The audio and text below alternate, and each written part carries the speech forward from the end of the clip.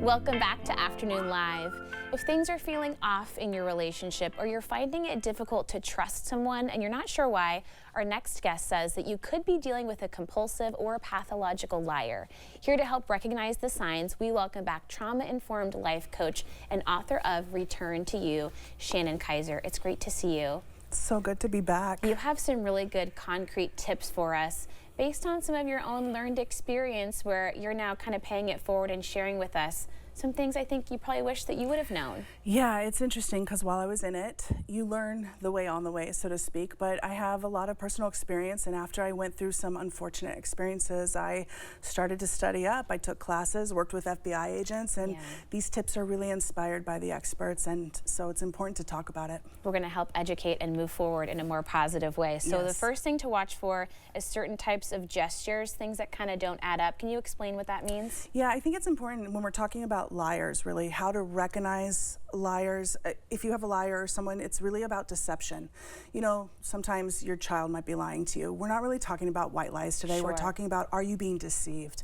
And a lot of the times, you know, it's funny to watch these reality TV shows sometimes, like the dating shows, because there's a lot of deception that happens. Oh, I bet. And it's almost like a game sometimes to watch because their face will say something, but their body will do something else. So they'll be like, do you think she's cute when we're exclusive?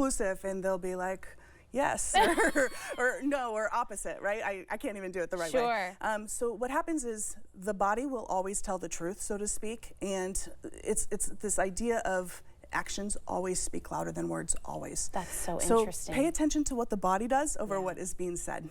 And then in terms of what's being said, watch for changes in tone of voice or sentence structure. Is that because somebody's working so hard to craft their sentence? Well, you know what's interesting? Master manipulators actually know the power of voice. Okay. What I learned in my own personal experience with every manipulator or swindler is they will be so calm, meditative even, when they are lying. And they can look you right in the eye.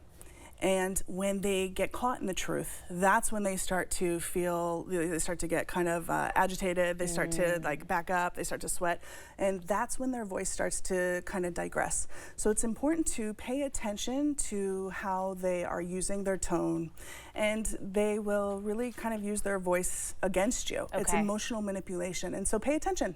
That makes sense. And then stories that just don't line up, you got to trust yourself and know, wait a minute, that doesn't make sense. Yeah, you know, this happens quite a bit. And again, it's about behavior, looking at behavior, especially over time.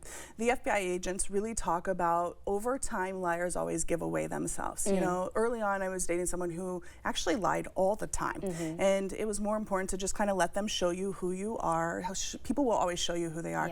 Early on in dating, you know, we were getting ready to go on a date, and they're like, you know, I'm going to go out and I'm going to go camping with my friends this weekend. I'm going to use my camper. And I was like, okay, something within me said they're lying, but it was too early to say anything. Several weeks later, actually just a few weeks later, they said, we were just in conversation, yeah, I haven't been out camping in my camper for over 6 months. Oh, interesting. Total opposite story. And I was like, there it is. And it's one of those things where over time, you're going to let these people show you who you are. And it's important to recognize that stories will always kind of reveal themselves. And liars reveal themselves too. They do eventually. It's hard to keep all those stories straight. Okay, what about microfacial expressions? This one's interesting because a typical liar might, you know, people will reveal themselves, but this one, very specifically, a liar is going to, if they think they're getting away with the lie, they're going to look to you and facial recognition, if they think they're getting away with it, there will be a kind of a tweak. They'll be like, this person's believing it. And they will kind of a tweak or kind of a squint.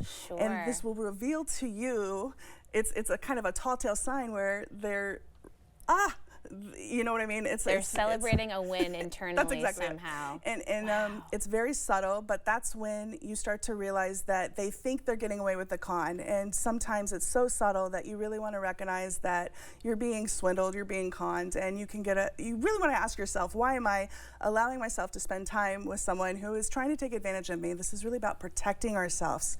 And most people don't trust themselves. We've been taught, especially as women, to give away our power to other people, to believe that people have our best interest at heart, but they don't a lot of the times. And so you want to really protect yourself and start trusting yourself. It's unfortunate that you have to kind of think of people that way, but if you don't know someone that well, you've got to have your guard up and That's exactly it. let them show themselves to you. Exactly. Okay, how about this one? Repeating the same story over and over.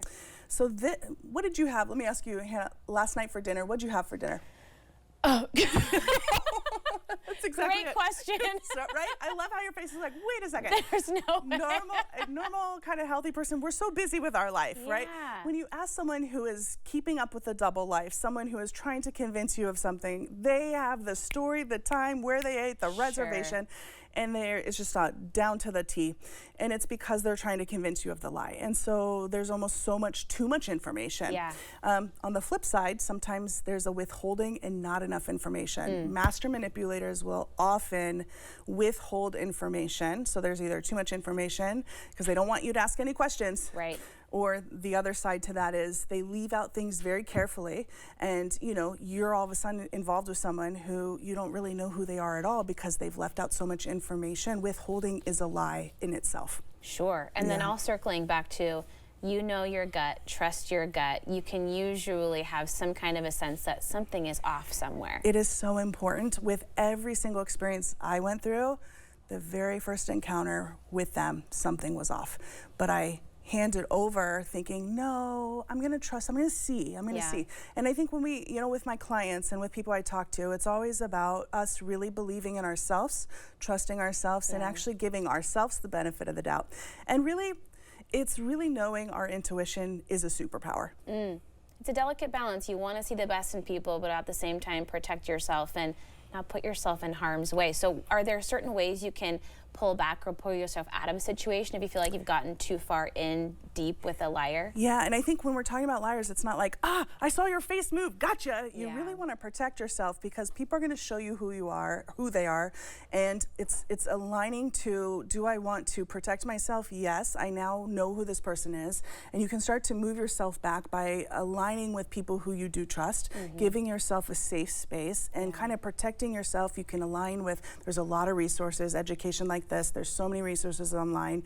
Going no contact is really important, which is if you can break away from the person, because it can cause a lot of financial ruin, emotional ruin. It can really disrupt a lot of people's life. If people are constantly lying and that's how they make a living, to just take from someone with no kind of real regard for that person's well-being, that's what we're talking about here. So protect yourself and have self-respect, and also doing the inner work to take care of yourself is important. For sure. Thank you so much for being here. Thank Such you. a great conversation. Again, Shannon's book is Return to You, and we'll have these tips and more information on our website at katu.com. We'll be right back with more Afternoon Live right after this.